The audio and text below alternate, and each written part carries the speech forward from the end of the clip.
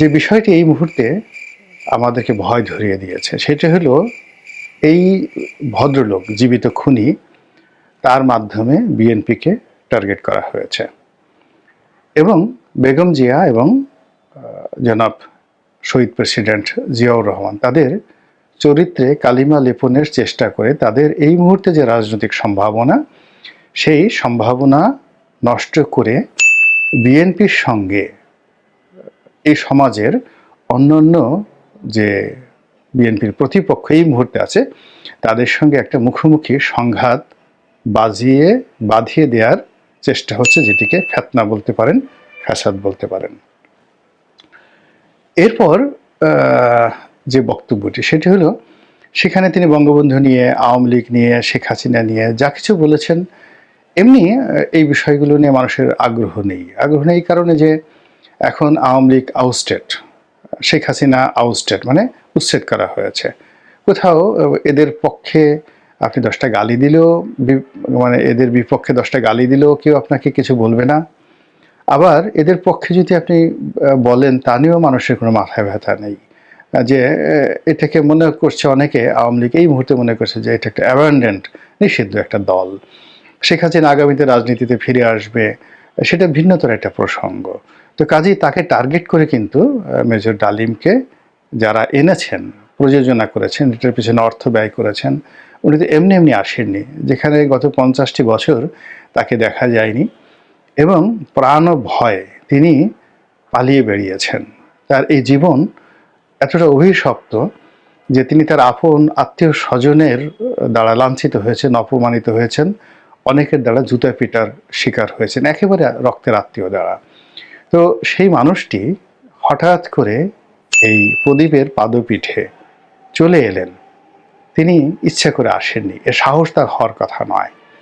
তাকে সাহস যোগানো হয়েছে, তাকে নিরাপত্তা দেওয়া হয়েছে, তাকে আশ্বাস দেওয়া হয়েছে এবং এটার জন্য একটা চক্র কাজ করছে।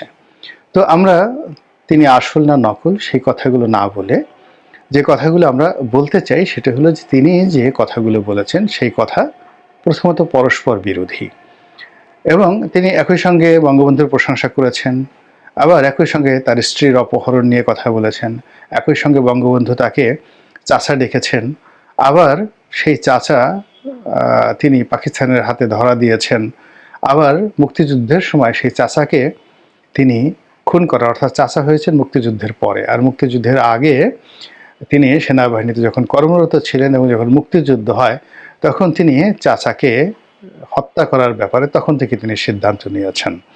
তো এখন যিনি পাকিস্তানের কারাগারে বন্দী অবস্থায় ছিলেন তার দৃষ্টিতে তিনি পাকিস্তানপন্থী, পাকিস্তানের কাছে তিনি ধরা দিয়েছেন, তিনি অবিভক্ত পাকিস্তানের প্রধানমন্ত্রী হতে চেয়েছেন। তো অবিভক্ত পাকিস্তানের যিনি প্রধানমন্ত্রী হতে চান এবং পাকিস্তানের সরকারের উপর তার এতটা প্রভাব যে তিনি পাকিস্তানের সরকারকে হুকুম করেছেন যে আমাকে গ্রেপ্তার করে নিয়ে যান এবং তাকে সেখানে রাজকীয় মেহমান হিসেবে গ্রেপ্তার করে নিয়ে গেছে। এবং তার এত ক্ষমতা, বঙ্গবন্ধুর এত ক্ষমতা যে তিনি তার পরিবারের যে নিরাপত্তা, সেই নিরাপত্তার ভার তিনি দিয়ে দিয়েছেন পাকিস্তান সেনাবাহিনীর হাতে। এটা হলো তার বক্তব্যের একটি অংশ। তো এটা যদি সত্যি হয় তাহলে তিনি ভারতের দালাল হবেন কি করে? তিনি তো আইএসআইয়ের দালাল হবেন, তিনি তো পাকিস্তানের দালাল হবেন, ভুট্টোর দালাল হবেন, কিন্তু কোনো অবস্থাতেই ভারতের দালাল হবেন না ওই সময়টিতে।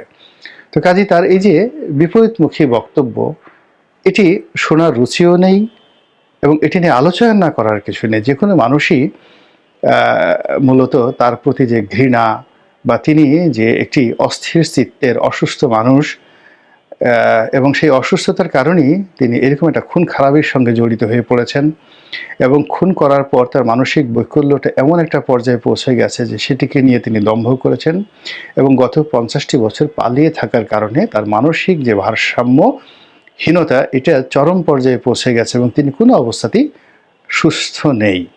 এবং তিনি যে কথাগুলো বলেছেন এগুলো কারো শিখিয়ে দেওয়া, কারো পড়িয়ে দেওয়া এবং লিখিত বক্তব্য। এবং আরও অবাক করার ব্যাপার হলো যে তিনি যে সকল বক্তব্য বলেছেন, পরস্পর বিরোধী কথা বলেছেন, এই কথাগুলো মূলত যারা লিখেছেন তাদের লেখাপড়ার মান ভালো নয় এবং তারা খুব তাড়াহুড়ো করে এই কাজগুলো করেছেন এবং একবারও ভাবেননি। এখানে স্পষ্টতই যে হুমকি তার মাধ্যমে, মেজর ডালিমের মাধ্যমে, সেটি হলো হু ইজ মেজর ডালিম? হি ইজ এ কিলার। সে একজন খুনি এবং সে একজন প্রেসিডেন্টকে খুন করেছেন, আর একজন প্রেসিডেন্টকে খুন করার জন্য তিনি চেষ্টা করেছেন, জিয়াউর রহমান সাহেবকে। এবং এই খুনের ঘটনা যখন জানাজানি হয়ে গেল, তখন সেনাবাহিনী, পুলিশ বাহিনী এবং সমস্ত এজেন্সি যখন তাকে গ্রেপ্তার করার জন্য সর্বোচ্চ চেষ্টা করল, তখন তিনি প্রাণ ভয়ে পালালেন, অথচ তার পালানোর কথা নয়।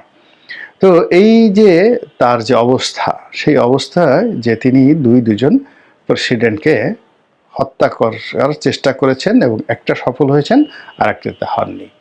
এখন এই বৃদ্ধ বয়সে তিনি কি আরেকটি হত্যাকাণ্ড করতে চান? সেটা কাকে? এখন শেখ হাসিনা তো দিল্লিতে, তিনি তো দিল্লিতে গিয়ে শেখ হাসিনাকে খুন করতে পারবেন না। এখন কাকে তিনি খুন করতে পারেন বা কাকে তিনি ভয় দেখাতে পারেন এই মুহূর্তে? সেটা যে বিএনপিকে ভয় দেখাচ্ছেন, তারেক রহমান সাহেবকে ভয় দেখাচ্ছেন, বেগম জিয়াকে ভয় দেখাচ্ছেন, এটি একেবারে স্পষ্ট, একেবারে স্পষ্ট। এর কারণেই তিনি ঘুরে ফিরে বেগম জিয়ার এবং শহীদ প্রেসিডেন্ট জিয়াউর রহমানের বদনাম করার চেষ্টা করছেন।